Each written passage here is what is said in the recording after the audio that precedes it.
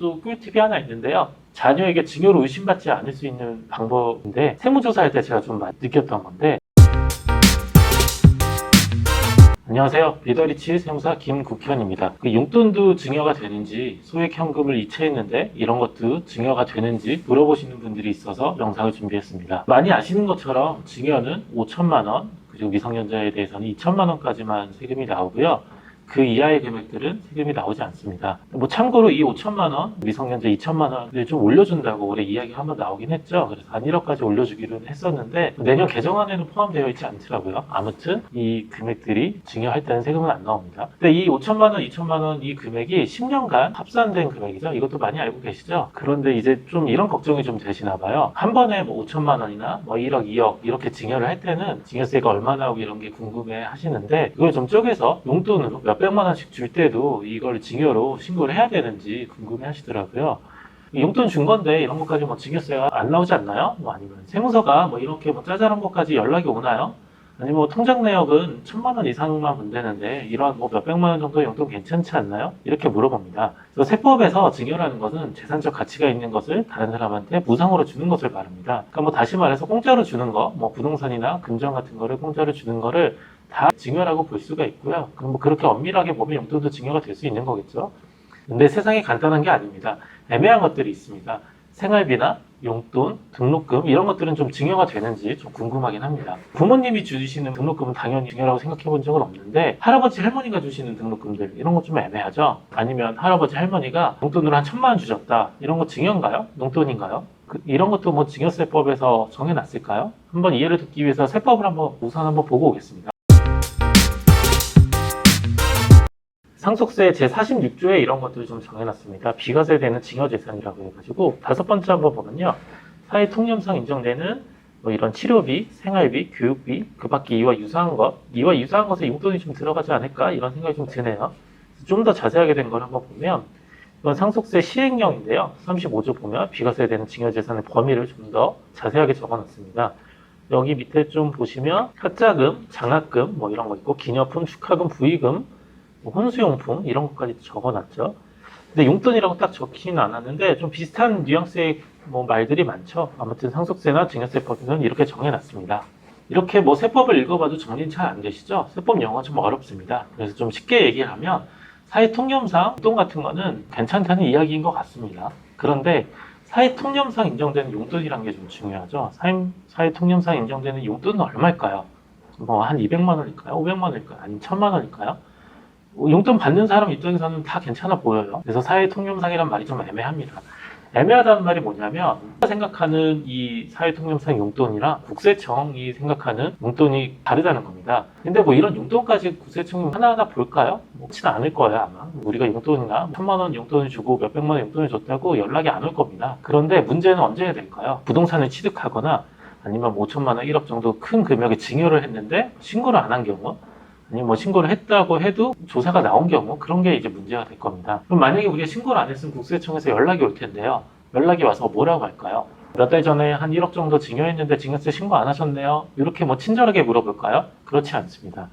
그냥 조사 통보서가 오는데요. 조사 통보서를 실제로 한번 볼까요? 세무조사 사전 통지서를 한번 볼게요. 이게 사진으로 받아갖고 좀 흐리긴 한데 한번 내용을 한번 볼게요. 제가 2020년도에 했던 건데, 한번 보면 이게 안양세무서에서 연락이 왔던 거고, 세무조사 사전 통지라고 해서 왔죠.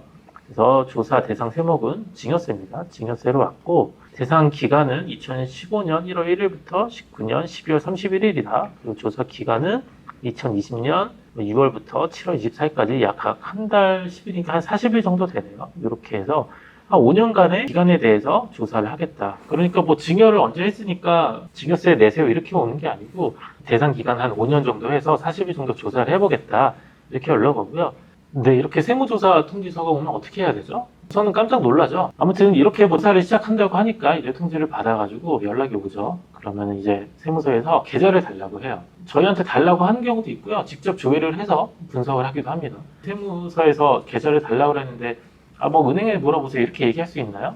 그렇게 하시면 안 되고, 저희는 얼른 인터넷 뱅킹 들어가서 문제되는 내역들이 있는지 확인 한번 해보고 세무서에도 엑셀 보내고 이렇게 해야 됩니다. 이렇게 하는 이유는 우리는 세무사에 협조할 마음이 충분히 있고 세무조사 좀 빨리 좀 끝내달라고 좀 얘기도 좀 해볼 수 있어서 아무튼 엑셀을 좀 주고 혐의되는, 징역 혐의되는 금액이 있는지 좀 확인을 한번 해봐야 된다. 이렇게 징여 조사를 하다가 계좌를 봤는데 엄마, 아빠, 할아버지, 할머니한테 용돈 받은 게 이제 쭉 나오죠. 우리는 기억이 안 날 수가 있죠. 용돈 받을 때마다 다 기억이 나는 건 아니니까요. 만약에 근데 매달 100만 원씩 받았는데 한 10년 됐다, 아니면 5년만 됐다, 그래도 2천만 원 정도 될 거고요. 매달 200만 원씩 용돈을 받았으면 1억 2천 정도 되겠죠. 그러면 징여세 공제 5천만 원보다 훨씬 넘으니까 징여세에 포함이 될 수도 있을 거예요. 보통 이렇게 세무서에서 일하는 조사관님들이나 반장님들은 딱 보면 용돈인지 징여인지 이제 감이 좀 오겠죠. 그래서 실무상 큰 돈 위주로 해서 우리한테 이제 소명을 좀 하라고 해요.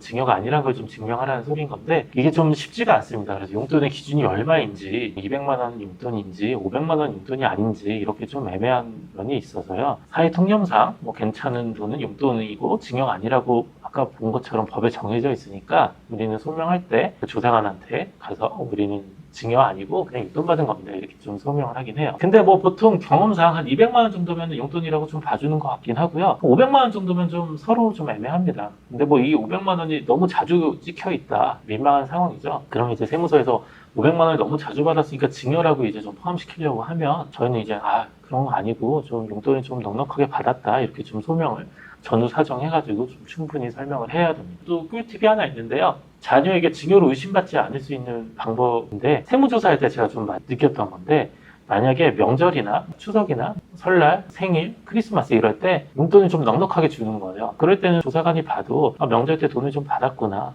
아니면 크리스마스에 바쁜 아빠가 산타 노릇을 좀 해서 용돈 한 300만 원, 500만 원 줬다. 이렇게 하면 세무사 입장에서 좀 많다고 생각은 하겠지만 그럴 때 특별한 날에 좀 받은 돈까지 징여로 포함시키려고 하는 것 같지는 않아요.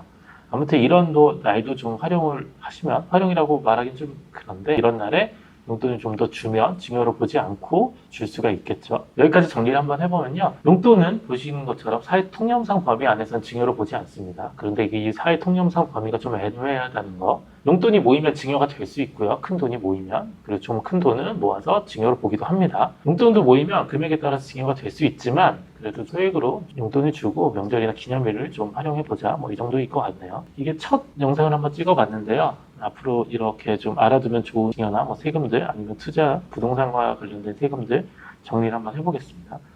저도 구독과 좋아요 좀 많이 눌러주세요. 네, 감사합니다.